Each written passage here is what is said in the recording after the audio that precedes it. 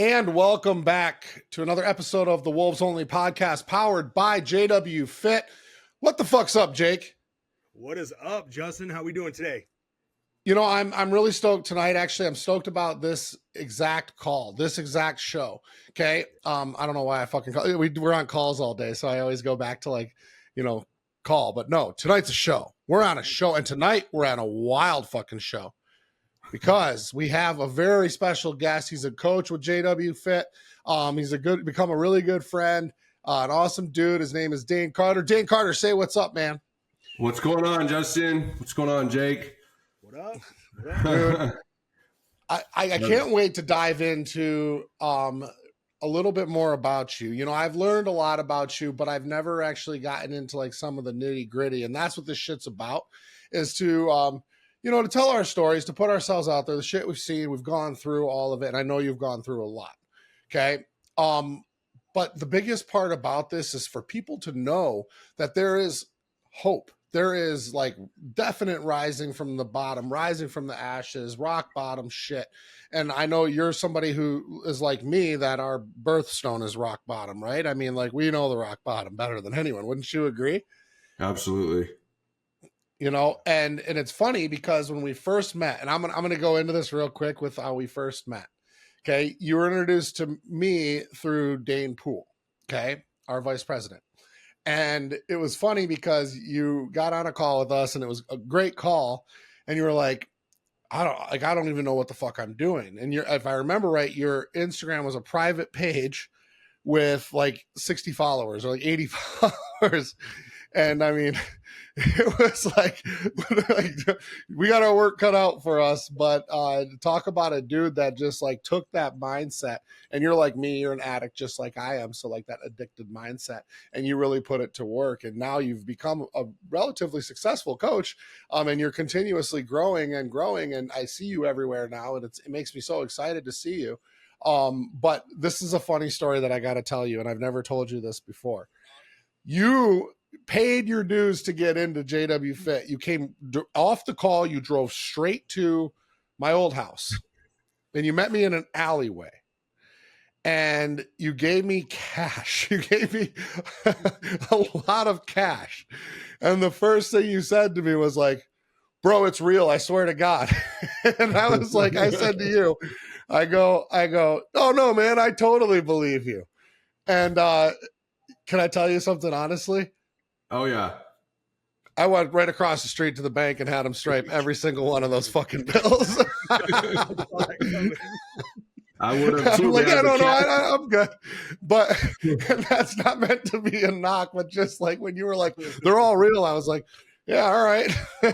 It just killed me. So I'm just opening up with pure honesty, and I expect the same out of you today because I know that you don't give a fuck, just like me. So I'm stoked to hear this. So here's the deal.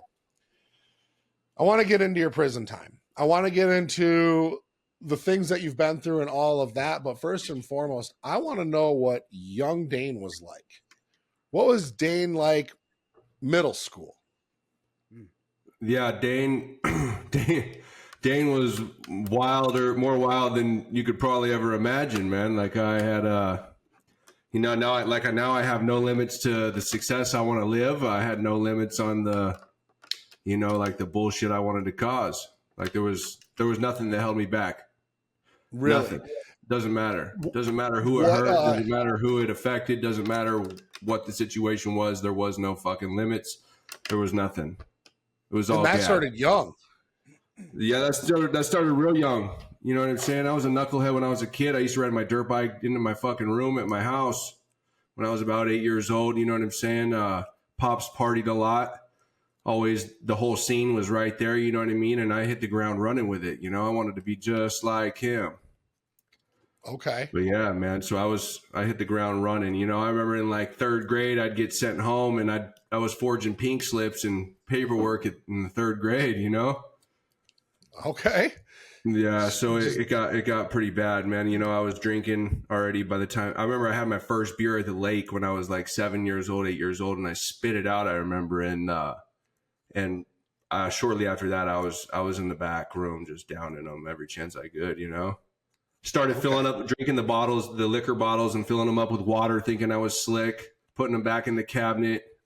You know what I'm saying? Started smoking weed, started doing hard drugs at a real early age, you know what I'm saying? Probably like 11, I was doing meth every day. 12. Wow. Thought I was pretty slick, but I wasn't, man.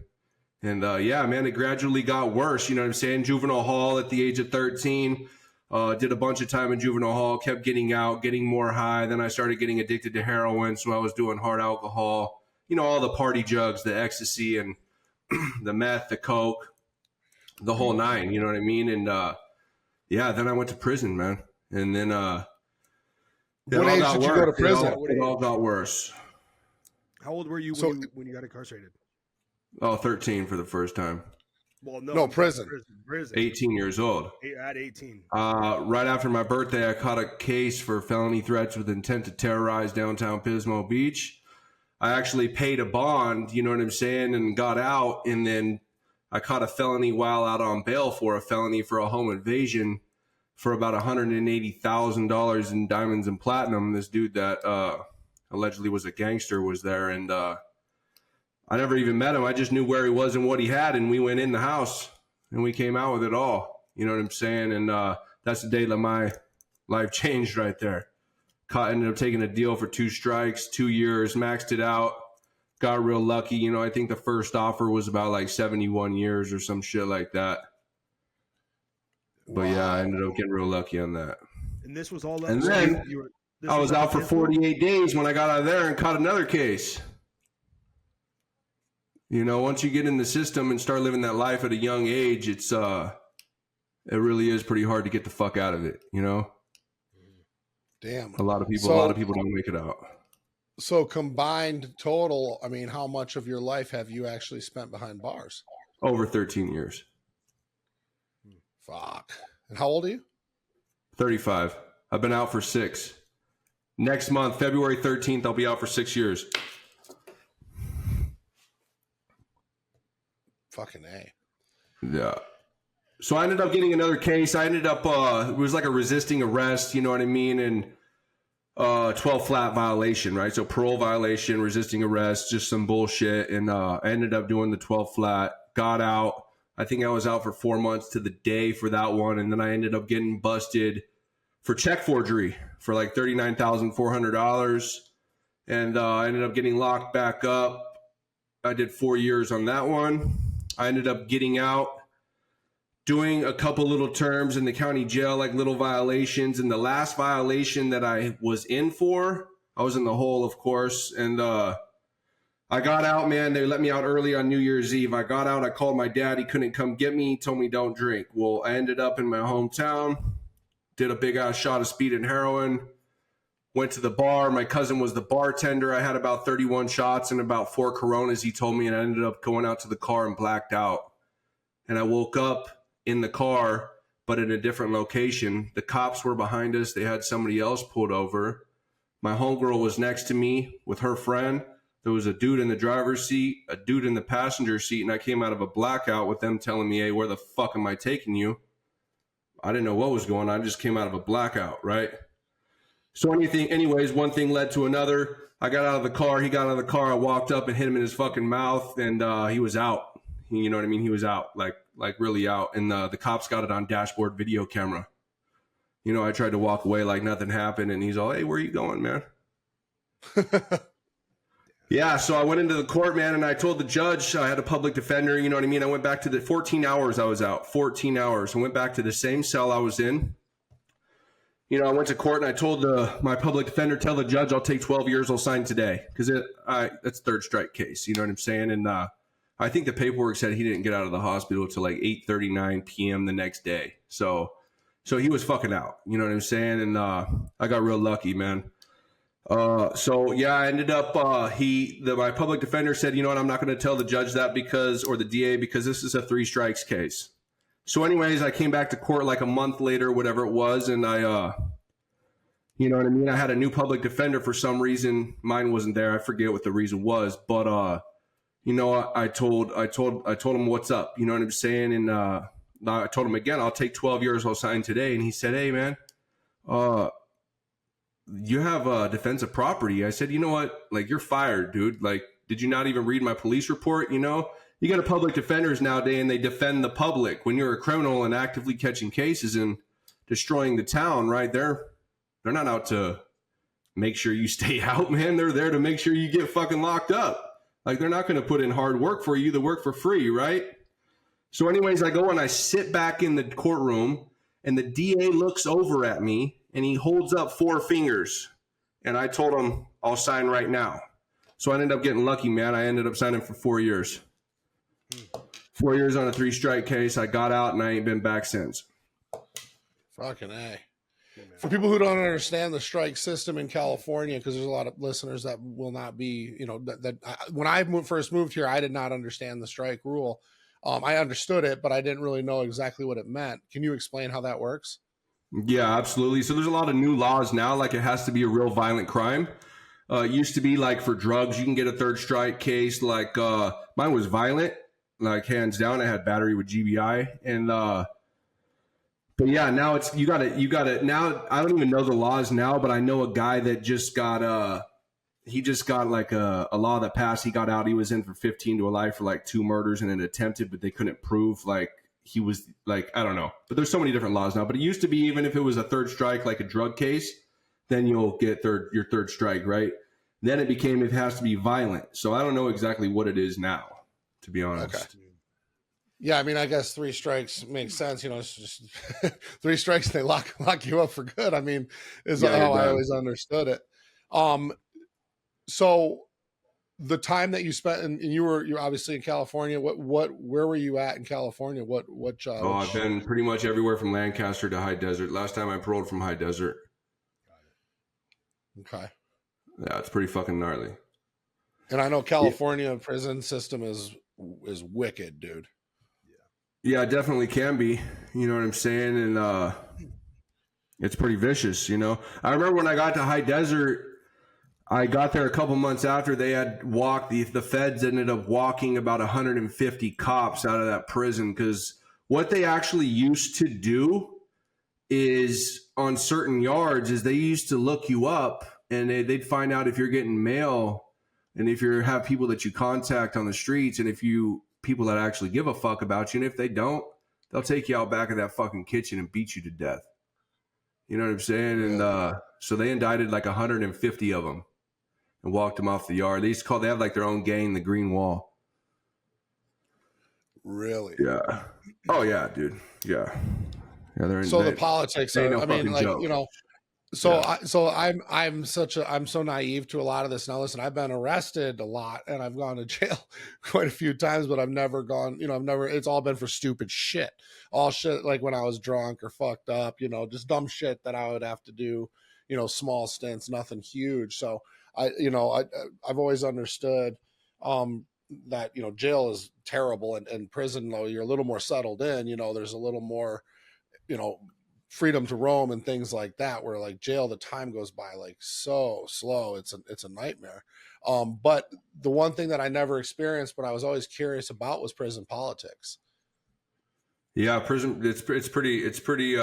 You stick to your race. You know what I'm saying? And you got the day room split. You got the southern Mexicans on one side with the whites, and you got the blacks and the Asians on the other. You don't eat with them. You don't use their phones. You don't use their workout bars. You don't use nothing the same as them. And if you do, well, you know what's coming. Interesting. But yeah, as far, you know what, I want to touch on something real quick. As far as time going by slow in prison and in jail, like when you first get in there, like if you're going to go do like a couple of days, this shit's going to go by slow, right? Slower than as if you were going to go do a couple years, right? Like the county jail fucking sucks. Like nowadays they sentence people to like these 4 to 8 year terms in the county jail. Like, dude, you might as well hang yourself. Like that is fucking miserable. But when you go to prison, it's a whole different story. You have like 5, most prisons, like Old Folsom is laid out a little bit different. I think I've been there, but I think San Quentin is, I've never been there. But anyways, most other prisons you have 5 buildings on a yard, right? And you got the yard there's a big ass track, like a full size track, right? And you got like workout equipment all over. And then it's like a half moon, like a 3/4 of a moon, you know what I'm saying? And then on the open side is where they have like the chow hall, they have the fucking laundry, the canteen, the cop shop, you know what I'm saying? And but you got so much to do. You got a job, some places you could work, you know what I'm saying? And you can read, write letters, you can, time flies. You figure out your program, right? Like just like here, I have a program. I get up at fucking 2:30. I get to the gym right after 3. I know exactly what I eat, when I eat. I know exactly when I'm going to go to bed. Like it's the same fucking thing. You know what I'm saying? The same routine every single day. And so now I do the same shit for a beneficial reason, right? No, absolutely. And that's, I guess, like you know, it's funny because we were talking to, at one point we were talking to Austin Smith, who's obviously a career in the military. And he's always like, when he got back from Afghanistan after the fall of Afghanistan, he was like, now what?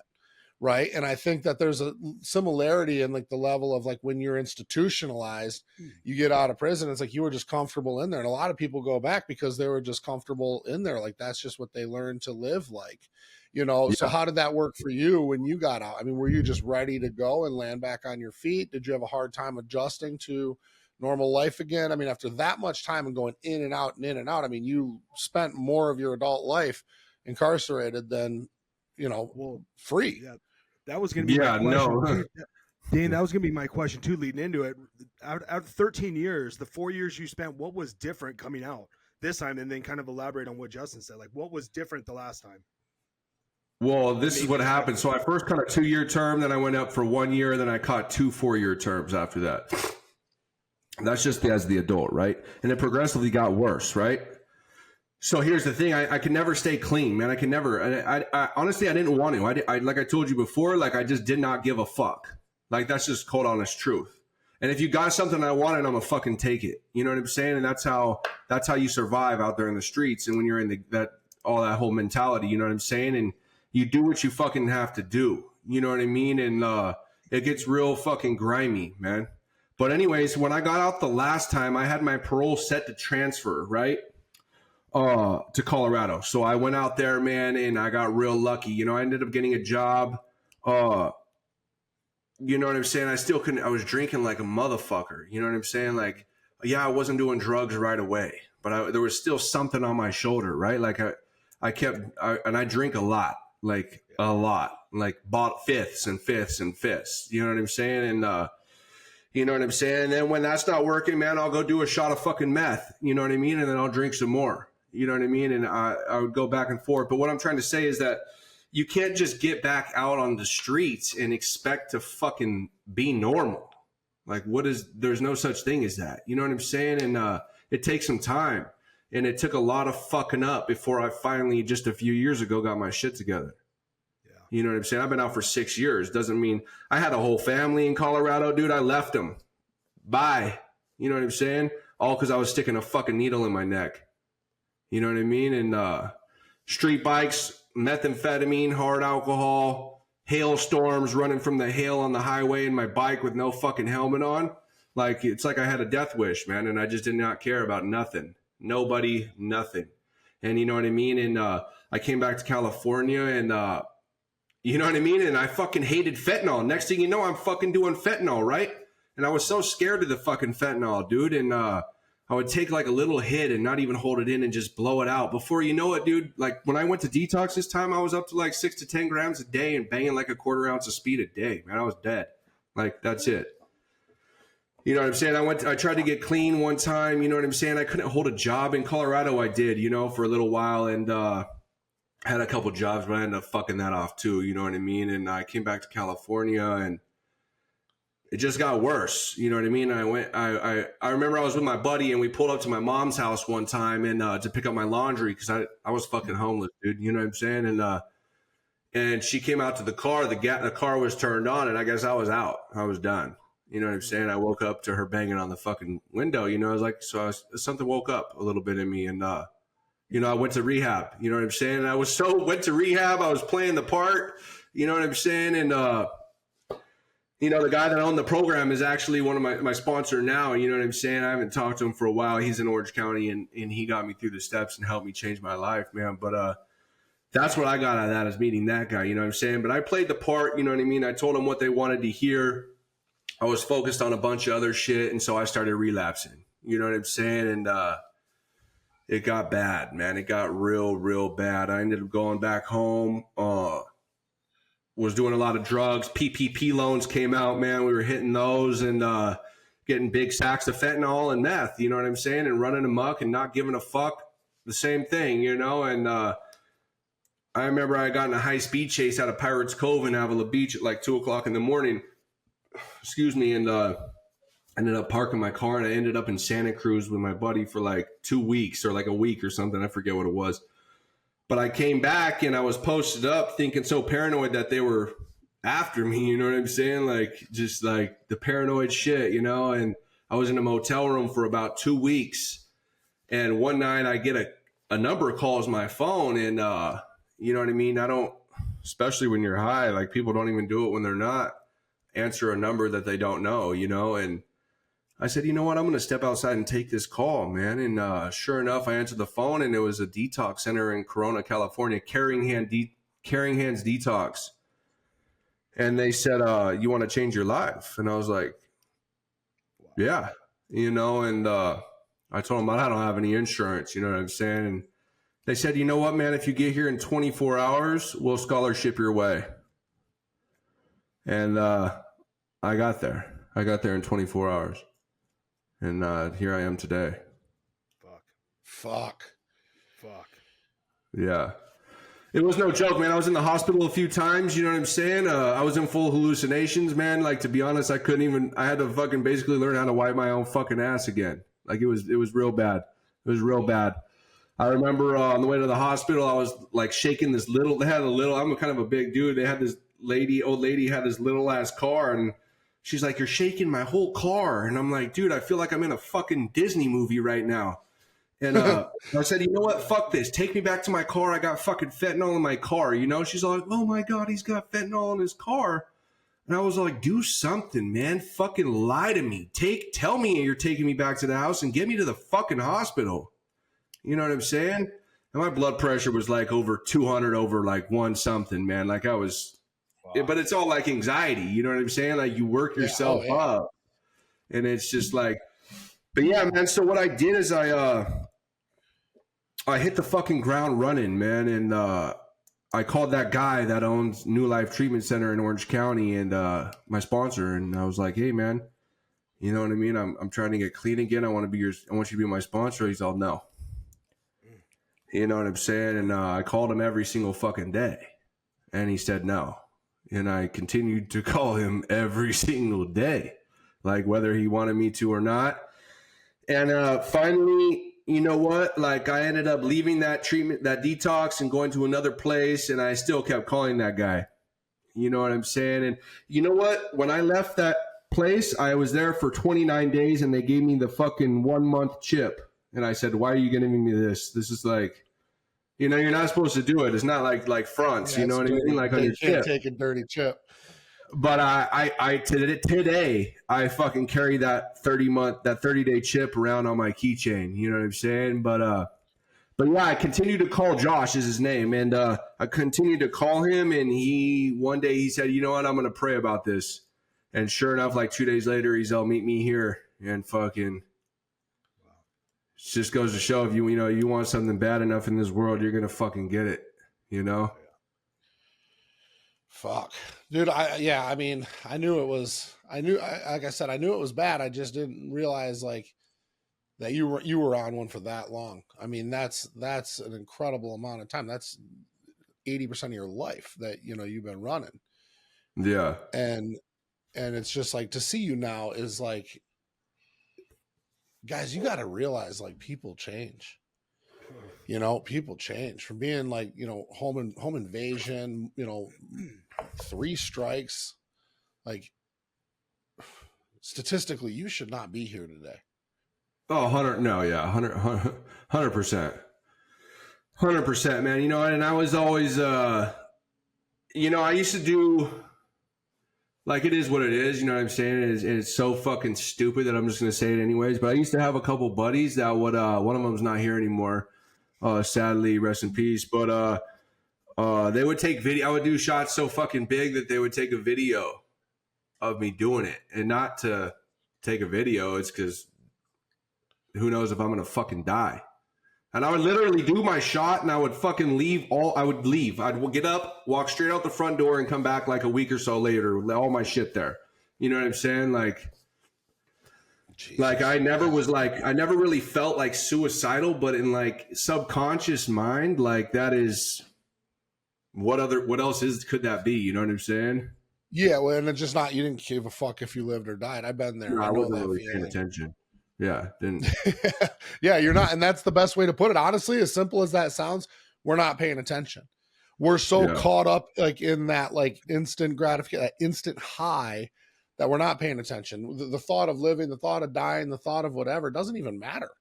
It just doesn't, because we're tunnel vision into dope, into fucking polluting ourselves. You're a massive dude. Did you get jacked in prison, or did you get jacked after? I was pretty big in prison when I wasn't on drugs. You know what I'm saying? Like, yeah. How was that in prison? In prison, how was?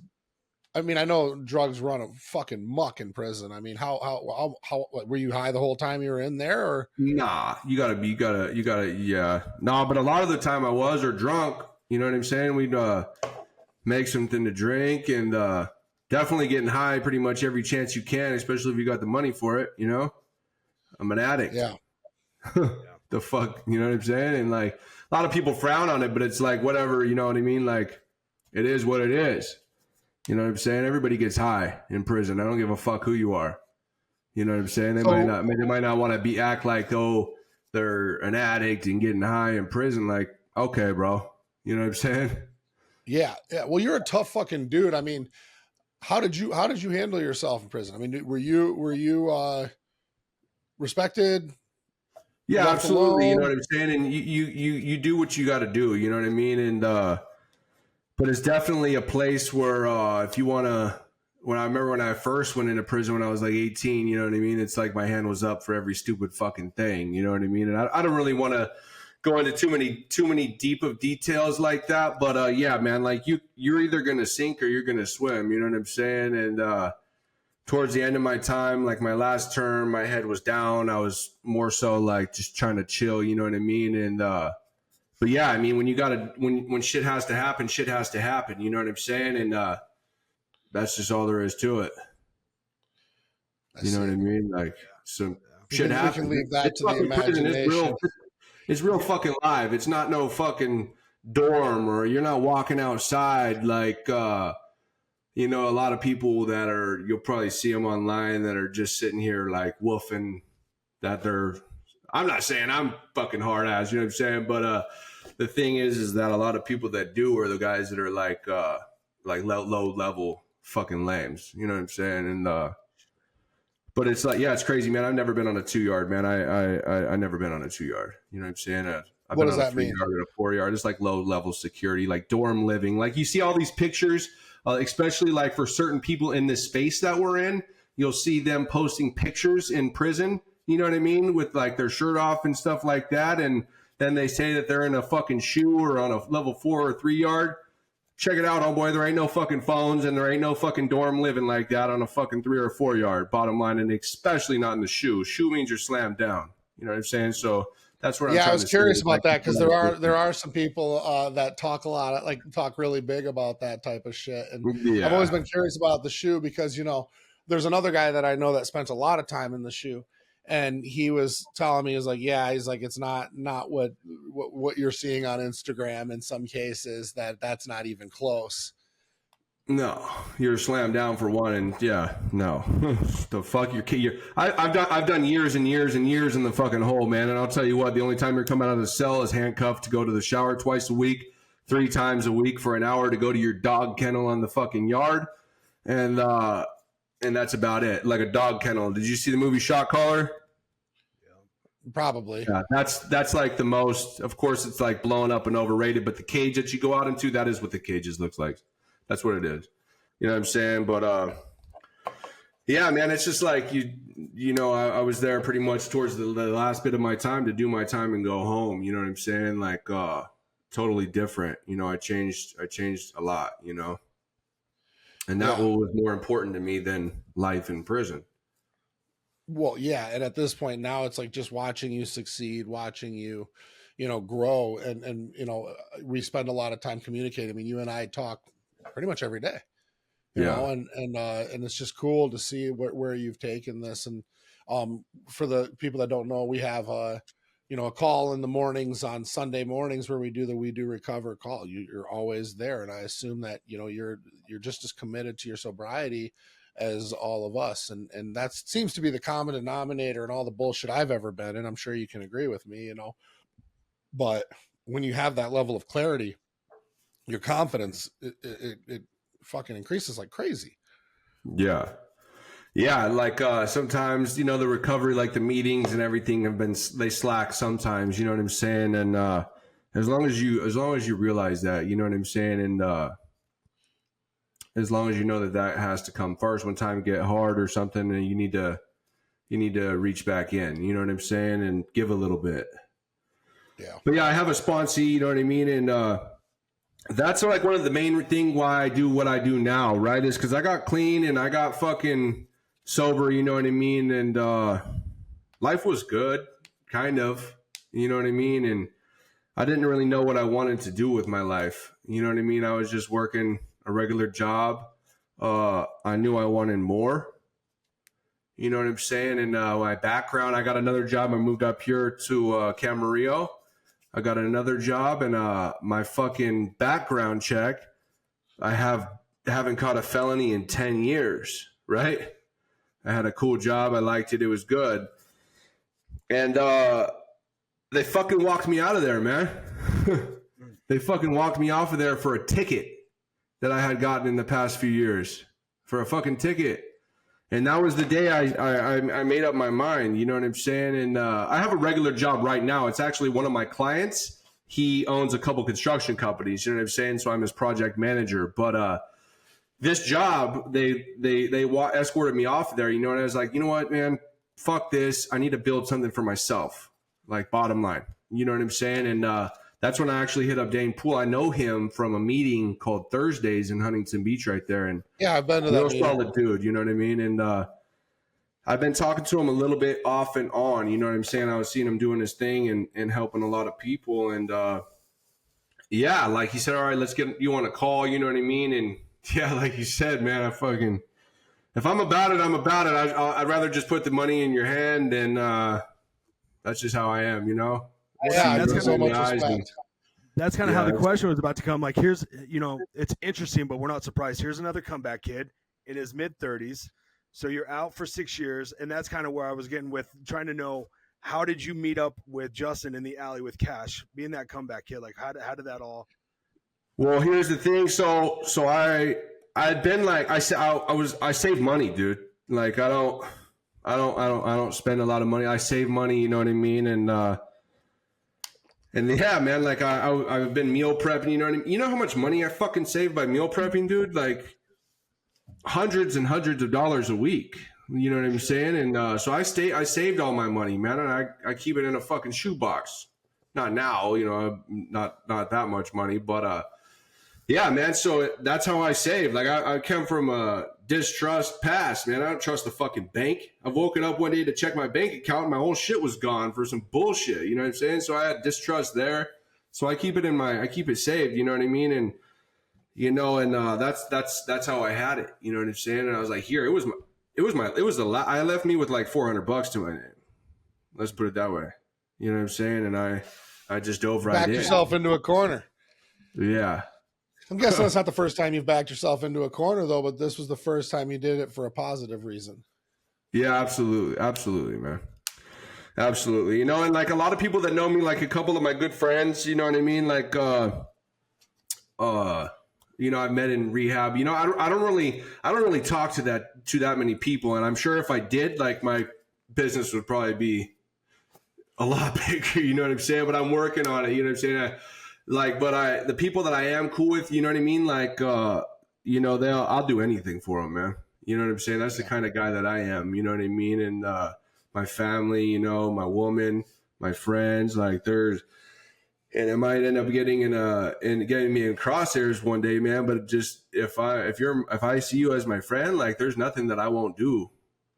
You know what I mean? To make sure that you're good. You know what I'm saying? And that's it. You know what I mean? And it's all about how I'm all about, like, deep down inside, like I've always wanted to help people. I've always been like I've always had a good heart. You know what I'm saying? Like whether I was clouded with the drugs or whatever, you know what I mean? I've always wanted good.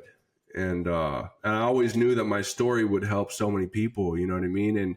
And now it's like I talked to a guy the other day and I told him, hey, man, you know, the guy I mentioned earlier about getting out for the 15 to life, you know, and he just got out and you could tell he's kind of in the scene. He probably lives in the same neighborhood. You know, he hadn't seen his wife in 10 fucking years, his kids.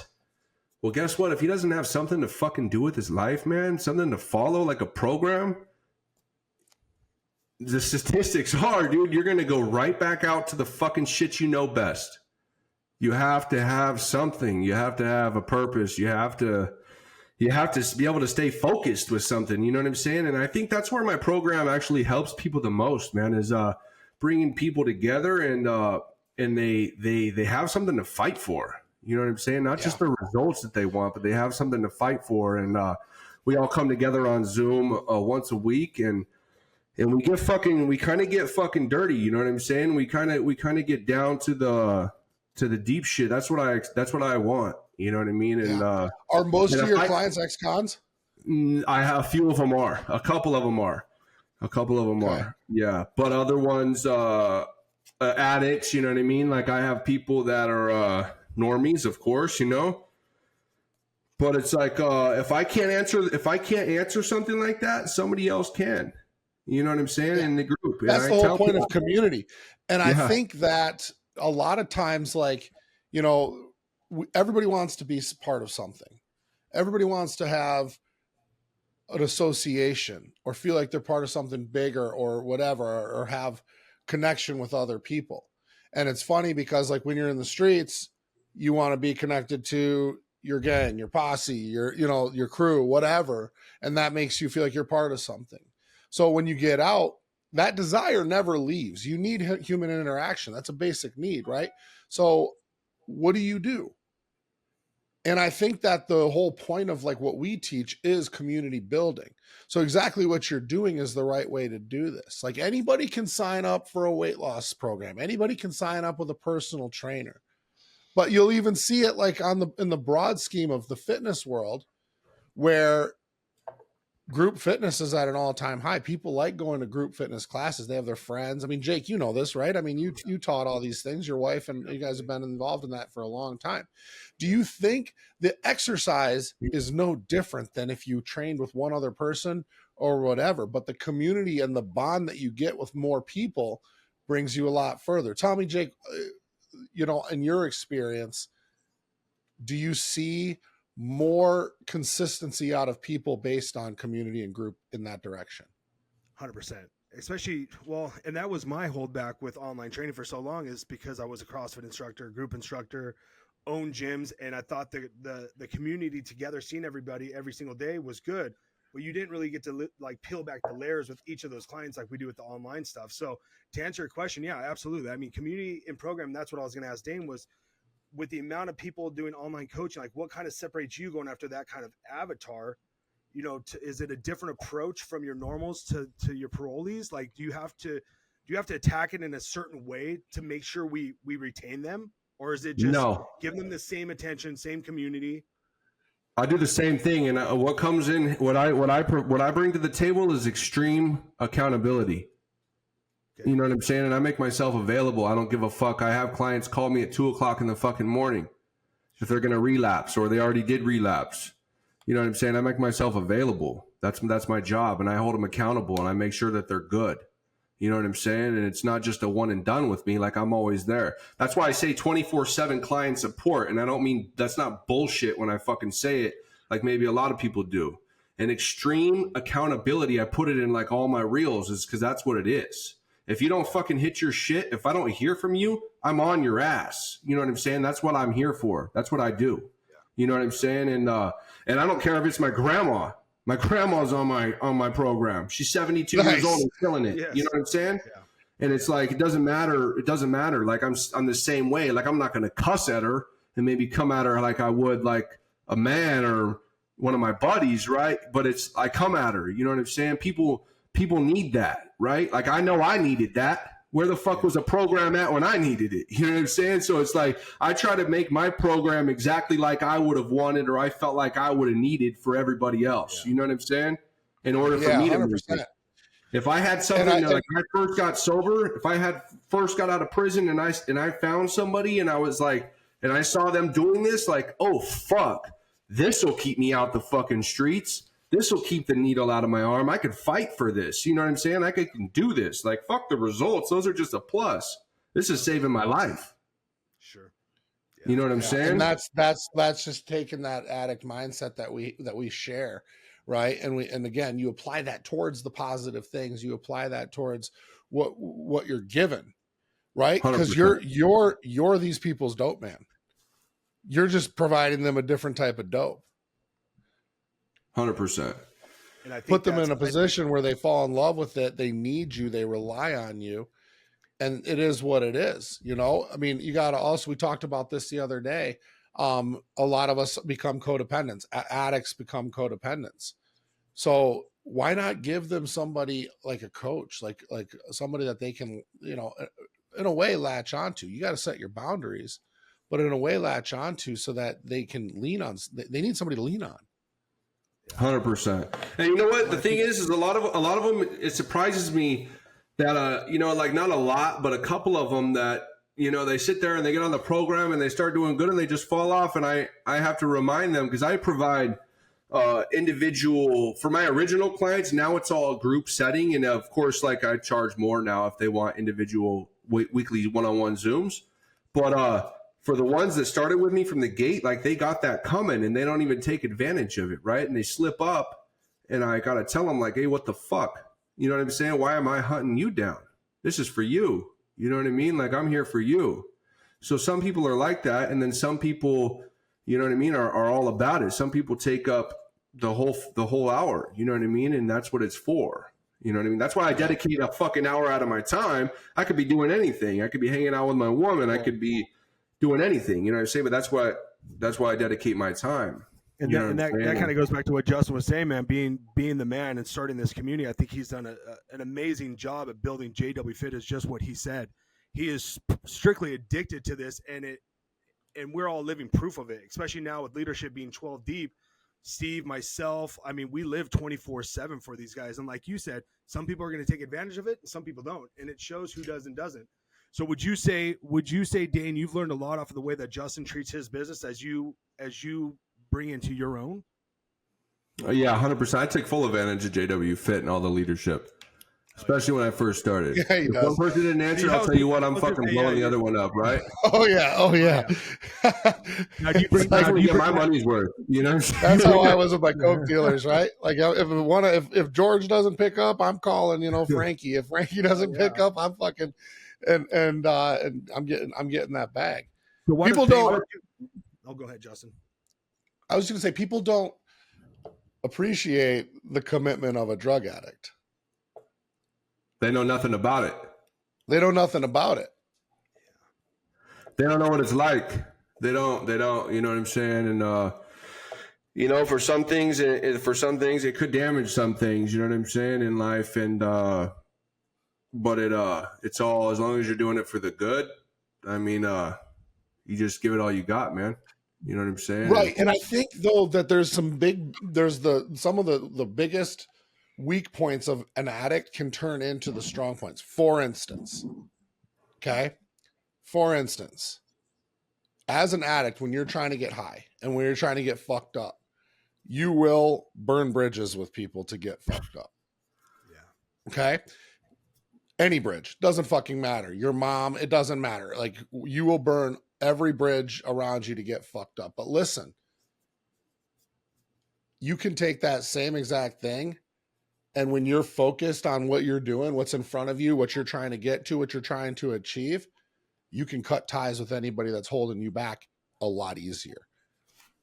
You're used to it. You're used to losing people. You're now when you're getting rid of the dead weight because you're trying to do something positive, it's that much easier. You know what that breaking ties is like. 100%. You see what I'm getting at?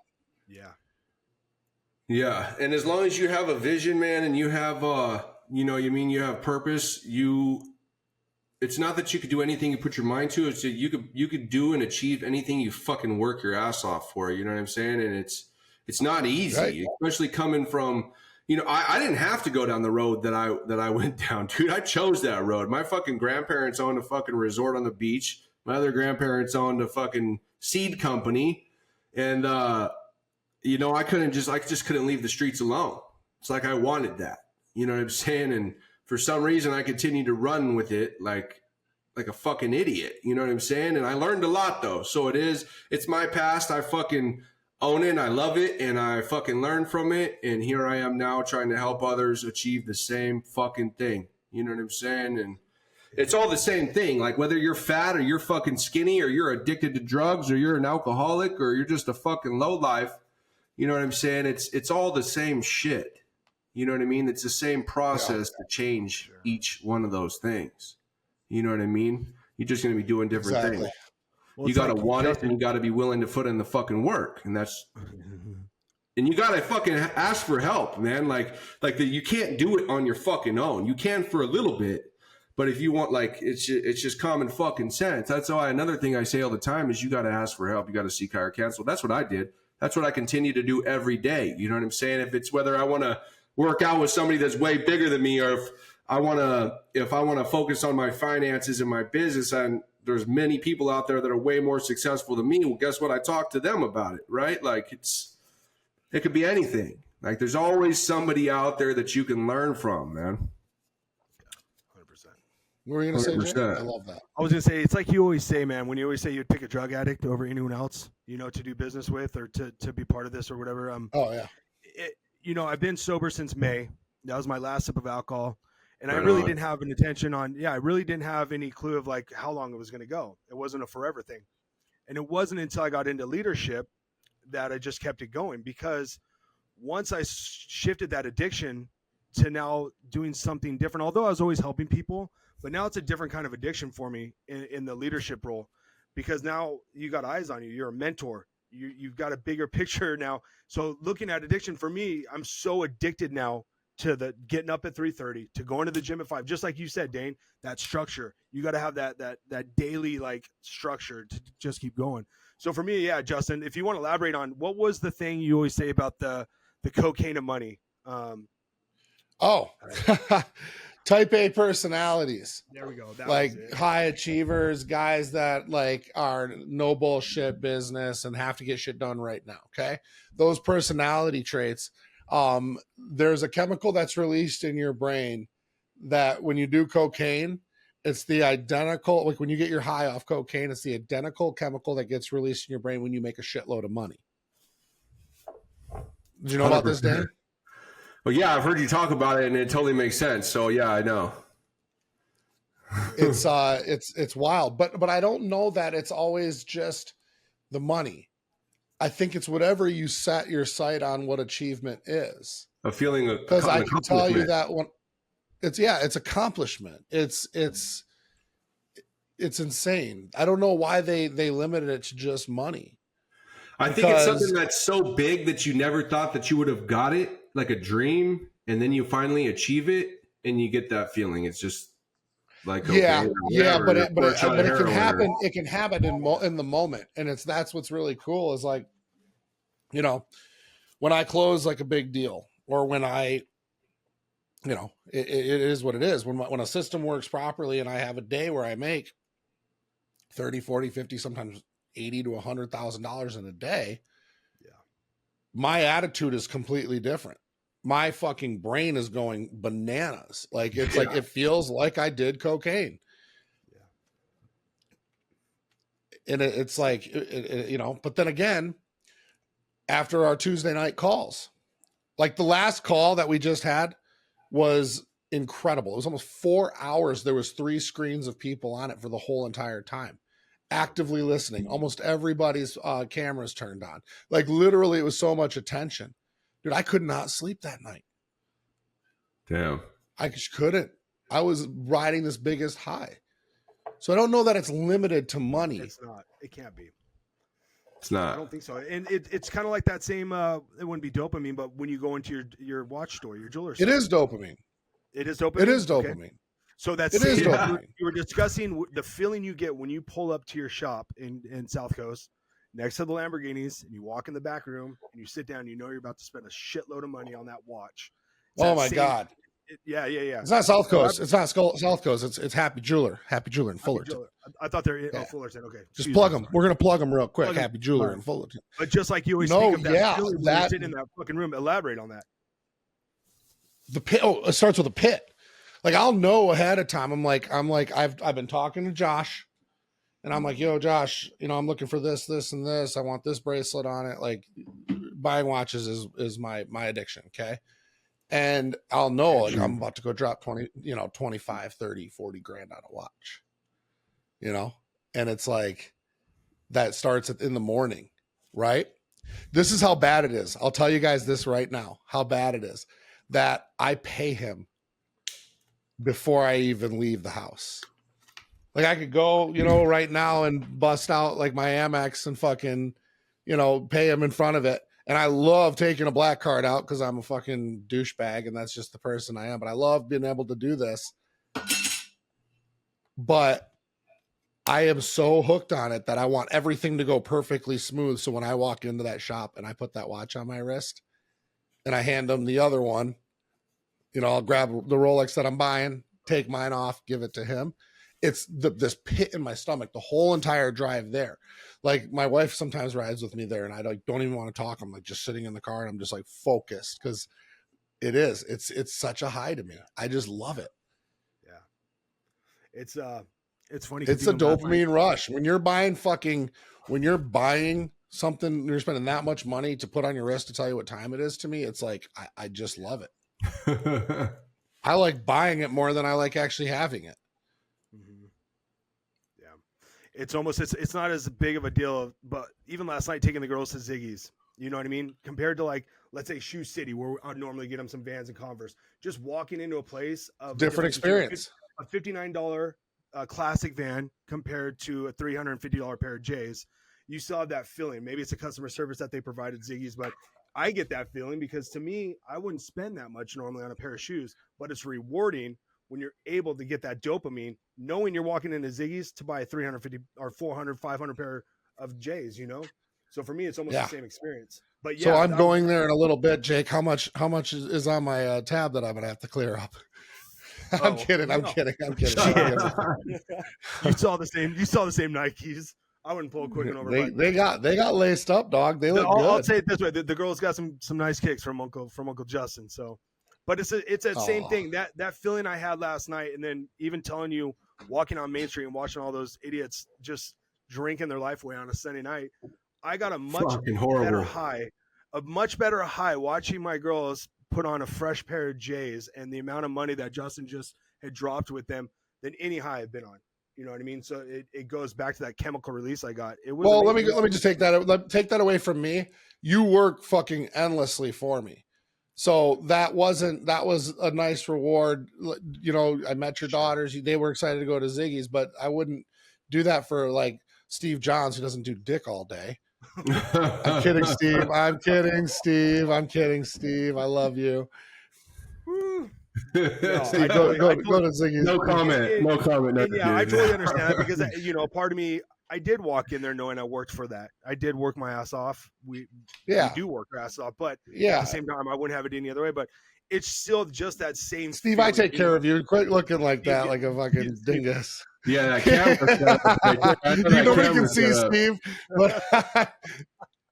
Poor Steve. Not poor Steve. I know what Steve makes. I sign his 100%. Checks. He's fucking happy as a pig in shit. He's about to make one of those investments too. He was just looking at some Beamers the other day. Don't let him fool you, nobody. Come on. Oh yeah, he's gonna Beamer it up, isn't? No, he's going to a fucking Jeep. You need to get a Camaro, bro. So yeah. of So cars, tell me about the car. just- You were bashful about your new car, Dane. But now since I have you on it and you're on my show, you got a badass fucking Camaro, bro. And do you have the truck too? So the black truck, that's my girlfriend's, but Okay. no, so my credit was shit, man. So when I was in like a relapse, I can when, like, imagine. the unemployment first started, right?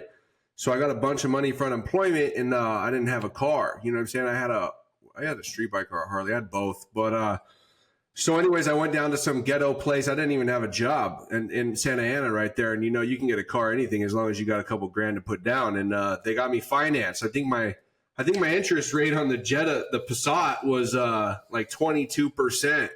You know what I'm saying? And I didn't care. I didn't give a fuck. You know what I'm saying? And most people don't in that situation. They just I mean, it is what it was. I wanted a car. I thought it was hot shit in it too. So I had it, for like 3 years. And, you know what I mean? It was about to take a shit, you know what I mean? And I've already paid at that point like $13,000 on a $10,000 car. No, like $16,000 on a $10,000 car. And it was about to take a shit. And I still owed $7,500 on the fucking on the car. You know what I'm saying? So I would have been negative in that. But this last year, I've taken like 3 or 4 chances. And I usually didn't take chances. You know what I'm saying? Trust was always a big thing. Right, I took a chance with JWFIT. I had a credit guy. I had a tax guy. The first one that I did, I paid him $800. I still to this day have never even met the dude, but he's the business. You know what I'm saying? It turned out good. A credit guy. This guy got everything off my credit. I paid him some money, everything. $14,000 repo, the whole nine. I don't want to get into it too much, but everything, right? All 3 chances I took have been super beneficial to me in changing my life. And my credit went up. So happened to be that the dealership had called me one day saying, hey, man, we got a Camaro in, and I called my credit guy. He said, yeah, man, your shit should be good to go.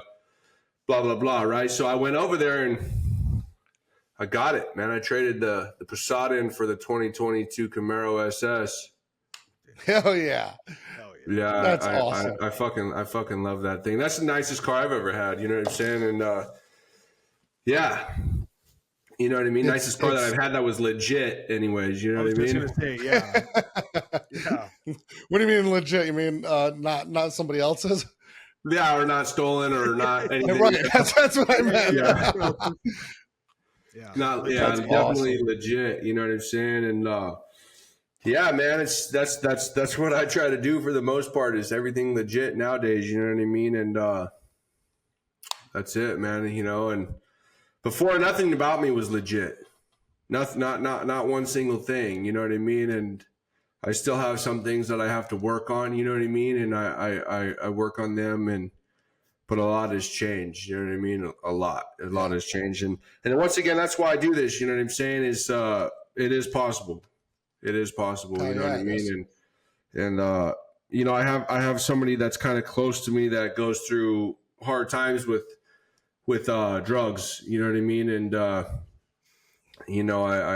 kind of grew real close to the guy, and it sucks seeing him go through some shit sometimes and end up fucking up, you know what I mean? But it sometimes, like, I've gotten angry, you know what I mean? But now it's like I try to be reasonable about it. I try to put myself in that position and think back of how it was like, and it's just growth, you know what I'm saying? It's growth. It takes time, and it takes effort, you know what I mean? And I still have a lot to work on, and I continue to work. So I know everything will be all right. I love it. And really, it is rough, because like now it's like we know we're both, friends of Bill W, right?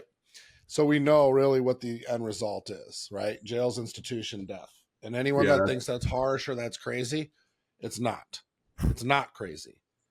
I faced all 3 of them, or dealt with all 3 of them in one fucking day. Got out of jail, went to kill myself, ended up in an institution. All 3, one day. Yeah. With fentanyl? Oh yeah, man. I was in detox this time, and my best friend,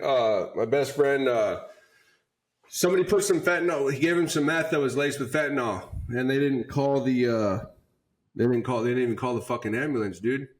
And I was still like 10 days sober, less than that.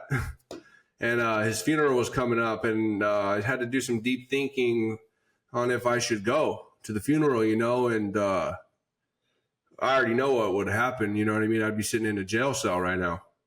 That's just the bottom line. And I was able to actually, somehow, God gave me the power to be able to make the fucking rational decision of not going.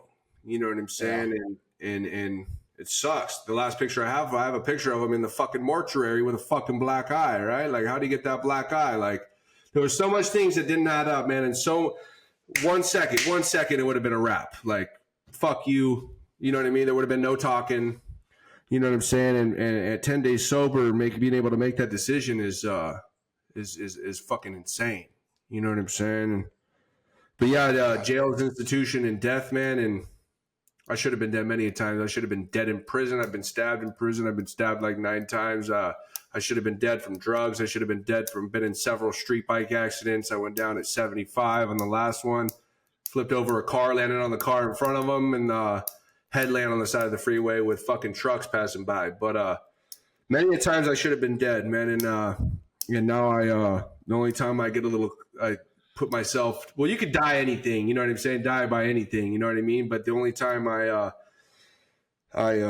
push my limits is in my car here and there, and it's take it easy in that.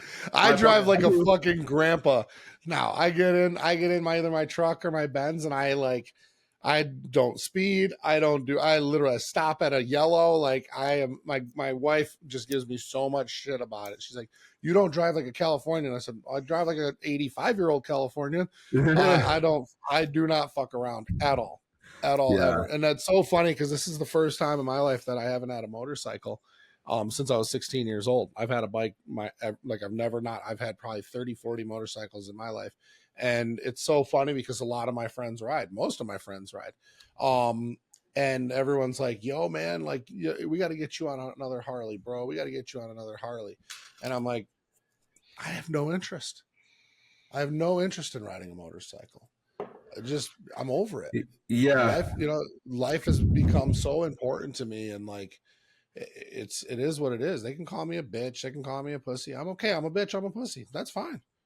I'm gonna be still sitting here breathing, and anyways, it is about the motorcycle, dude. Like, that's the same thing with me. You know what I'm saying? I've been riding since I was real young. Like 7 years old, or maybe a little bit earlier than that. I remember my first dirt bike, but yeah, man, I ended up getting my last bike fixed, and right there in Huntington, I forget the fucking dude, some stunt rider, but anyways, he fixed my bike and I ended up selling it, and my chick was like, oh, I don't want you to get another bike, and I was like, oh, like, we were just like together for like maybe like 6 months or something, and I was like, oh yeah, okay, and I kind of thought like, okay, you're just fucking saying that for some reason, and then I got to thinking, I was like, you know what, man. And it's the same reason is because they care. You know what I'm saying?